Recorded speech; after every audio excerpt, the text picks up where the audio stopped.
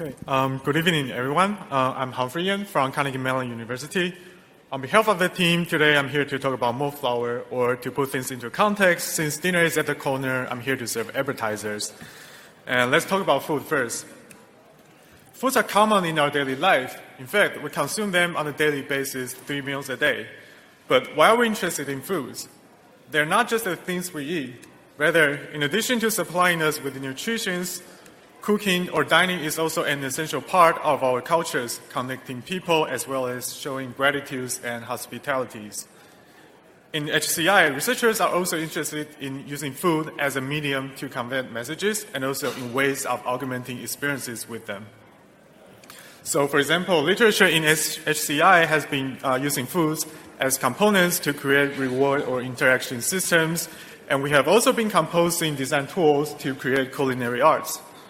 And also, we have shape-changing foods that affords new modalities of interactions and functionalities. And in particular, in shape-changing foods, members from our team has also been investigating ways of using edible gels to create transformative edibles. And actually, the corresponding authors on Morphlour were first and second authors for transformative appetite when they were back at MIT working with Professor Hiroshi Ishii. When they first published the project, it gained a lot of public interest, and suddenly the media was imagining this to be the future of what we eat. However, this project was using edible gels as the material to create transformations, and it is not the material we would commonly eat in daily life. So similar transformation principles also cannot be adapted for example, flour-based products. So when we try to apply this technique on pasta, you cannot replicate the authentic texture and taste of conventional pasta made of semolina flour. And in particular, we're interested in pasta as a context for shape-changing food because pasta are often required to have 3D shapes to better hold on to pasta sauces, but their 3D shapes also makes them inefficient to package. A box of pasta often contains like more than 70% of air. So to address these issues, here we propose Morphlour. That is, the transformation mechanism is adapted for flour-based products, and our specific contributions are a flour-based morphing mechanism that leverages grooves to create differential transformation behaviors. And to support personal fabrication and user customization, we have also composed design tools as well as fabrication machines. And lastly, with our design tool, machines, and the morphing strategy, we went on to explore the design space of transformative foods beyond aesthetics. So first thing first, let me introduce our morphing strategy. We have to first understand why it was difficult previously to create flour-based morphing mechanisms. So conventionally, we would use a bilayer structure which laminates two materials that have different swelling rates together, such that when we boil them, one side will swell more than the other side, and causing the pasta to bend on one direction as a whole. However, because different types of flour has limited differences in their swelling ratios, so the transformation you can get at the end is actually very small and is inefficient, for example, to create 2D to 3D transformations. So to address this issue, we actually developed a new morphing strategy, or to be more accurate, we adapted the traditional way of making pasta, and following mixing, kneading, and sheeting the dough, we introduced an additional step of grooving the pasta with surface textures.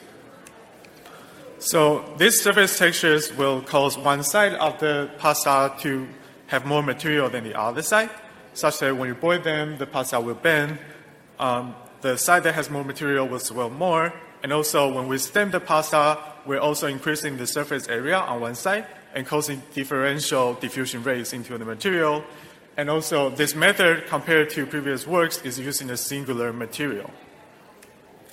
And when we make pasta in this way, the pastas can also be cooked in the same way as we would to cook conventional pasta.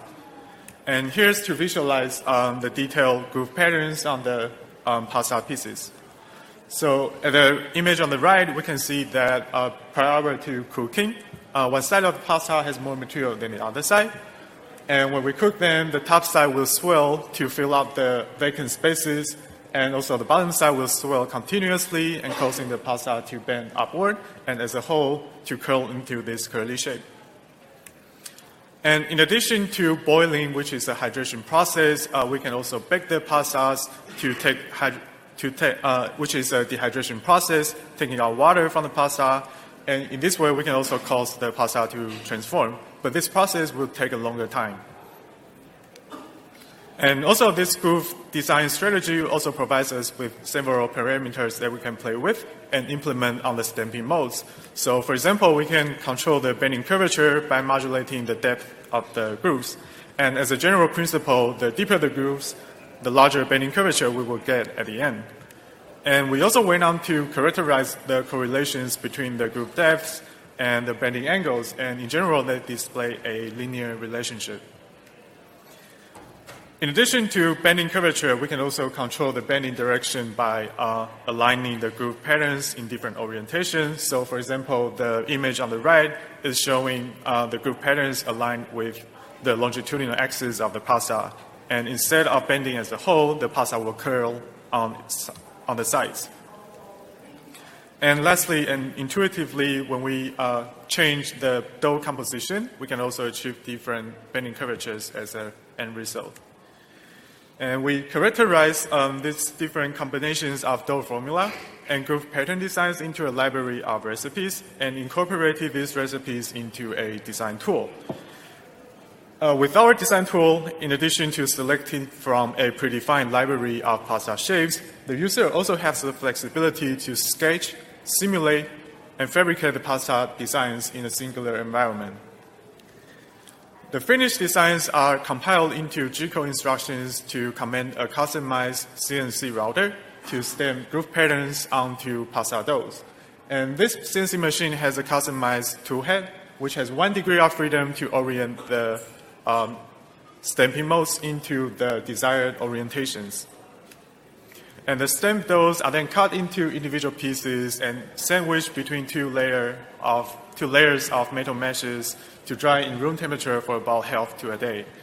And we're using metal meshes to ensure sufficient airflow when the pasta is drying, and also to prevent the pasta from deforming during the dehydration process. And now that we have a morphing strategy and a design tool, we leverage them to investigate the design space of shape-changing pasta or flour-based foods in general. And depending on their intrinsic geometries and the group pattern designs, we can categorize them into several types. So first, when we have a single piece of pasta that has a single set of grooves, we get to create pastas that can transform from 2D to 3D. And our team leveraged one of the designs to develop a flat packaged pasta example. And the team actually went on the weekend hiking trip in the wilds. And these flatly packaged pasta designs are especially useful in scenarios where packaging spaces are limited, for example, the backpack of hikers. And the video here is showing the first author of Morphlour cooking the pasta on her own. And we had to reshoot the video a couple of times to get her high quality. And it's fair to say she didn't enjoy the shooting process, but she did enjoy a lot of Morphlour pasta on that day. And if we come to think about it, when we buy a box of pasta from supermarkets, the majority of the box is actually empty, and we are actually spending a lot of effort on transporting and shipping air. So introducing Morphlour to the industries can potentially bring about a more economical market. And on the other hand, when we have a single piece of pasta with multiple sets of grooves, we can achieve even more complex morphing behaviors. So for example, we leverage one of the designs to create a self-assembling cookie. So before cooking them, we put a piece of treat at the center of the cookies. We send the whole thing into the oven, and when it's baked, the cookie will wrap up to contain the treat inside. And noticeably, because our method is based on flour, so we actually get to mix different types of additives into the flour to create different flavors. So here we're seeing cucumber-flavored cookies.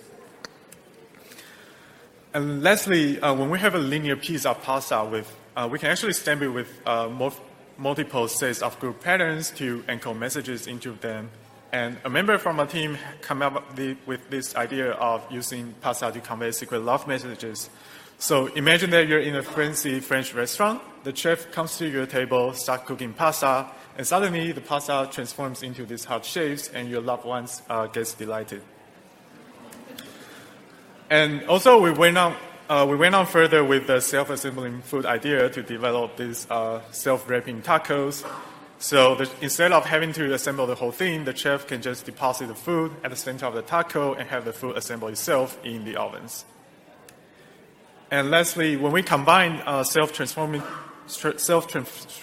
foods with other types of materials, we get to create even more diverse functionalities. So for example, this video here is showing a self-assembling noodle. So before cooking, it is a bundle of noodles, but when you cook them, they will wrap up to become this bowl shape.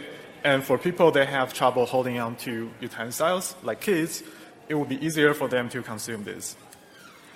So the message we're trying to convey here really is that there are lots of potentials for Morphlour. But here, we really have to ask a big question: how do they taste? And to study this, we actually conducted a tasting study in which we invited 6 participants to join to observe the cooking process as well as tasting the end results. And the messages we learned from this study is that, in general and expectedly, all participants agreed that it's more fun to observe the cooking process. And also, Morphlour pasta can hold on to pasta sauces better and tastes more savory compared to conventional flat pasta noodles. And the pasta tastes exactly like conventional pasta, but the center part tastes a little bit undercooked when you cook them for the same amount of time as you would to conventional pasta.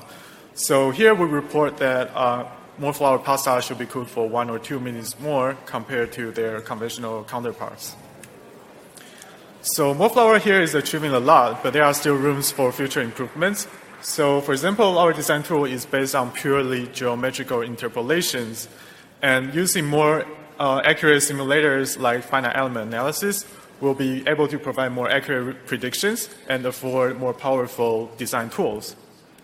And also recall that there are lots of different pasta shape designs. And in this work, we are only exploring a selected few of them. And there are still lots of possibilities out there, or as I would call it, pasta abilities. So anyway, we're very close to the end of this talk. But before we end, we would love to share some lessons we have learned while doing this project. We have designed all these materials that we call programmable morphing matters. They are designed with certain composite structures and will respond to certain stimuli to carry out desired behaviors. And if we come to think about kitchens are actually a perfect playground for programmable materials, not only because we have a huge variety of materials in kitchens, but also because we have different types of energy stimuli in this environment. When we fry, bake, boil, or microwave food, we're actually introducing different types of energies to the materials. So if we can design food materials with careful compositions, we will be able to program new modalities of interactions and functionalities into an essential part of our daily life. And also from retrospect, food is also a unique research topic that people across different domains can easily relate to. And its studies also require knowledges in material science, mechanical engineering, computation, and design. And it is really a good platform to incubate interdisciplinary collaborations. Combining foods with HCI, it also empowers people to design the things we eat and allowing eating to become a more personalized experience. And specific for shape-changing foods, the transformation process is identical to the progress bars as in computer programs. And for cooking dummies like me, the material is actually teaching me how to cook them without having me to search for cooking recipes online. And as demonstrated, transformative foods can already lead to a more economical market. But if we push this idea further, that will also allow us to deliver more foods to disaster sites and mitigating the impact of environmental threats. And more, if we build a little bit sci-fi, flatly packaged foods will also allow us to bring more of them into the outer space and facilitating us to explore deeper into the unknown frontiers.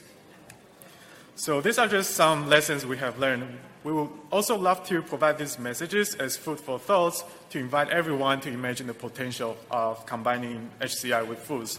and actually literally food for thoughts.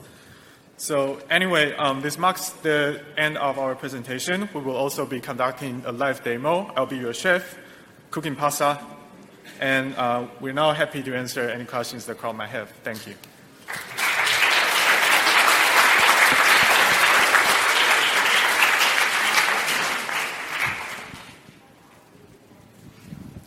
Eric Paulus, UC Berkeley. Thanks for a delicious talk. Thank you. I'm wondering if you explored some of the temporal aspects, or if you could say more about it. I'm realizing that obviously pasta, there's how long do you want it al dente, or could it actually change shape to communicate where it is in the cooking process? And similarly, when it's done, often foods are still cooking a little bit when they come out, and they can maybe release olfactory senses, or you could have this continuous temporal experience across this, not just shape. Yeah, so when you cook them, you don't really smell much about the food, but actually, I can tell you a little bit about the transformation process. So, for example, in the boiling scenario, when we put the pasta pieces into the pot, they will start transforming in about 2 or 3 minutes, and will reach their maximum curvature by about 15 minutes. So it is essentially a progress bar in terms of cooking. Any other questions? Well, I just have a question. So you're talking about these primitives that you enable, and you were touching briefly upon self-assembly. So I was wondering, have you thought also about higher order primitives that you can, or higher order geometries that you could enable by combining self-assembly of different primitives in your current library? So here we're only using groove patterns to create bending pastas. But for example, if you instead don't use grooves, you can actually program different parts of the pasta to swell at different rates, and for example, create wrinkly textures on the pasta pieces. So there really are lots of geometrical potentials for this swelling-based transformation mechanism. And what about the combination and the assembly of multiple pieces into more complex structures? So basically composing geometry from pieces of primitives. Yeah, right now we haven't explored that design space yet, but it sounds like a possible future direction. So our design tool can already, so the way our design tool is simulating pasta transformation right now is to simulate actually multiple pieces of pastas transforming in different behaviors, and we put them together to simulate the pasta transformation as a whole.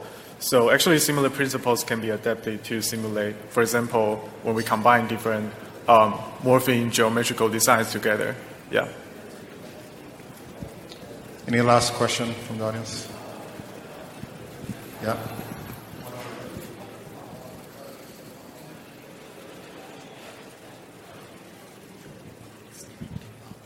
Thank you for the talk. I have a very basic question. Why is pasta shaped differently? Sorry? Why is pasta shaped differently in different regions of Italy? Oh, yeah. So we think that pasta is a good design space for shape-changing food because, as mentioned, pasta you often have to have this 3D shape to better hold on to sauces, so they will taste flavorful. And but also these 3D shapes are making them very inefficient to package. So if we buy a box of pasta from supermarkets, most of the package is actually empty. So we think that there's a huge potential to apply morphing foods to pasta so that, for example, as shown, we can package pasta as split pieces and transform them outside into their 3D shapes.